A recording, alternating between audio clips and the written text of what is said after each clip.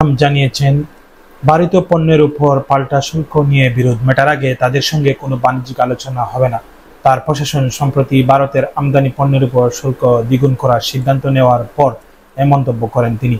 যুক্তরাষ্ট্রের রাজধানী Washington ডিসিতে oval অফিসে দিল্লি ভিত্তিক সংবাদ সংস্থা ANI এর পক্ষ থেকে প্রশ্ন করা হয়, নতুন করে 50% শুল্ক আরোপের পর ভারতের সঙ্গে আলোচনার সম্ভাবনা আছে কিনা। ট্রাম্প জবাব দেন না, যতক্ষণ না আমরা বিষয়টি মেটাতে পারছি।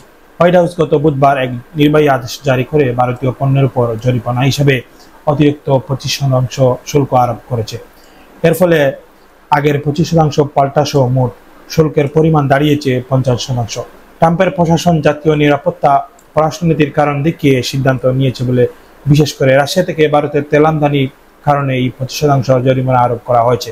ট্রাম্প জারি করা আদেশে বলা হয়েছে, এই আমদানি সরাসরি হোক বা তৃতীয় দেশের মাধ্যমে হোক, যুক্তরাষ্ট্রের জন্য তা অস্বাভাবিক ও গুরুতর হুমকি এবং এর ফলে জরুরি অর্থনৈতিক পদক্ষেপ নেওয়া ন্যায্য।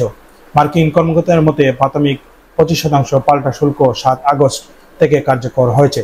জরিমানা হিসাবে আরোপ করা অতিরিক্ত শুল্ক 21 দিনের মধ্যে কার্যকর হবে। মার্কিন বন্দরে প্রবেশ করা সব ভারতীয় পণ্যের উপর এই শুল্ক প্রযোজ্য হবে, তবে ইতিমধ্যে যাত্রাপথে থাকা পণ্য এবং কিছু ছাড়প্রাপ্ত ক্যাটাগরি বাদ থাকবে। আদেশে পরিস্থিতি অনুযায়ী প্রেসিডেন্টকে এই পদক্ষেপ পরিবর্তনের ক্ষমতা দেওয়া হয়েছে। যেমন ভূ রাজনৈতিক অবস্থার পরিবর্তন হলে অথবা ভারত বা অন্য কোনো দেশ পাল্টা ব্যবস্থা নিলে। ভারতের প্রধানমন্ত্রী নরেন্দ্র মোদী গতকাল বৃহস্পতিবার দিল্লিতে MS স্বামীনাথ শতবর্ষ আন্তর্জাতিক সম্মেলন তার বক্তব্যে বলেন, অর্থনৈতিক চাপে ভারত পিছু হাঁটবে না। মোদী দাবি করেন, আমাদের কাছে কৃষকের স্বার্থ সর্বোচ্চ অগ্রাধিকার। ভারত কখনো কৃষক ও জেলে ও দুগ্ন শিল্পীর স্বার্থ নিয়ে আপোষ করবে না। আমি জানি এর জন্য বড় মূল্য দিতে হবে, আর আমি প্রস্তুত। ভারত বরাবরই কৃষি ও দুগ্ন শিল্পের মতো সংবেদনশীল খাত আন্তর্জাতিক প্রতিযোগিতার জন্য উন্মুক্ত করে আসছে, কারণ এতে গ্রামীণ জীবিকার উপর বিরূপ প্রভাব পড়তে পারে।